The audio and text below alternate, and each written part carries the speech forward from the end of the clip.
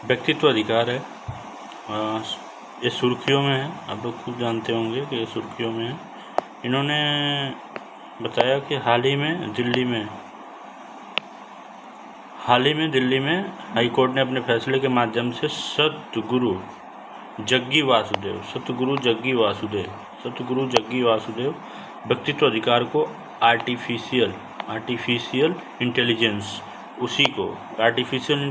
जो AI है हमारे आज के समय में, उसको वेबसाइट और प्लेटफॉर्म द्वारा दुरुपयोग से सुरक्षित किया गया है। उन्होंने हाई कोर्ट में ये फैसला सतगुरु जग्गी वासुदेव के व्यक्तित्व अधिकारों को और AI के जरिए वेबसाइट्स और प्लेटफॉर्म्स द्वारा दुरुपयोग से सुरक्षित किया गया है।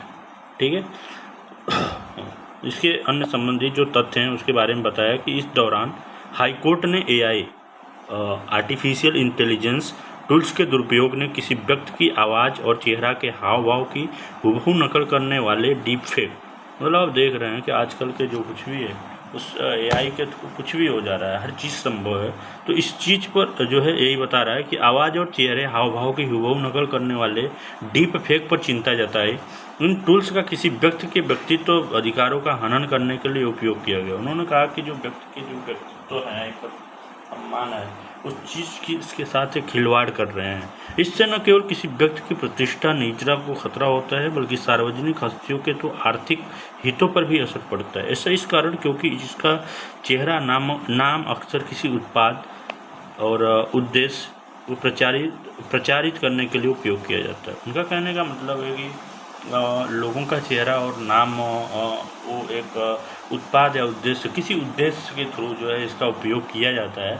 बट AI जो है वो हर जगह एक गलत तरीके से यूज कर रही है। व्यक्तित्व अधिकारों के बारे में, जो व्यक्तित्व के जो अधिकार हैं उसके बारे में लिखा है कि व्यक्तित्व अधिकार किसी व्यक्ति ने अपने व्यक्तित्व या व्यक्तिगत गुणों जैसे नाम, छवि, आवाज़, शक्ल, सूरत, विशिष्ट हाव भाव, लक्षणों और अनधिकृत उपयोग को नियंत्रित करने के अधिकार होते हैं। इन अधिकारों में वाणिज्यिक और गैर वाणिज्यिक दोनों पहलू शामिल हैं। भारत में किसी भी कानून में व्यक्तित्व अधिकारों का स्पष्ट रूप से उल्लेख नहीं किया गया है।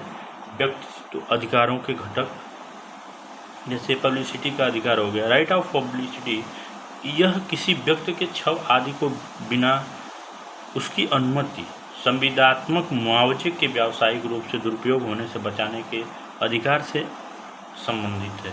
यह अधिकार ट्रेडमार्क्स अधिनियम 1989 और कॉपीराइट्स अधिनियम 1957 जैसे कानूनों द्वारा आंशिक अप्रत्यक्ष रूप से शामिल होता है।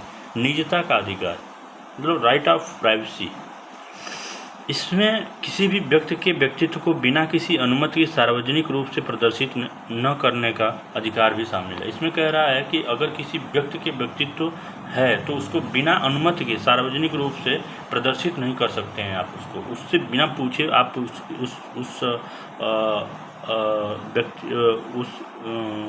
सार्वजनिक रूप से उसे प्रदर्शित नहीं कर सकते, मतलब उसके व्यक्तित्व को प्रदर्शित आप नहीं कर सकते हैं।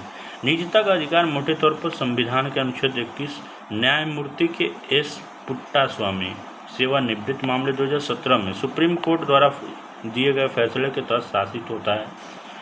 और भारत में मरणोपरांत व्यक्तित्व अधिकार, जैसे भारत में बनने के बाद वो व्यक्तित्व को अधिकार ने इसमें बताया है कि भारत में मरणोपरांत व्यक्ति अधिकारों को स्पष्ट रूप से किसी कानून में मान्यता नहीं दी गई है। उनमें प्रतीक और नाम, अधिनियम 1950 सूचना व्यक्तियों जैसे महात्मा गांधी हो गए, प्रधानमंत्री आदि के नामों और प्रतीकों को अनधिकृत उपयोग पर रोक लगाना है।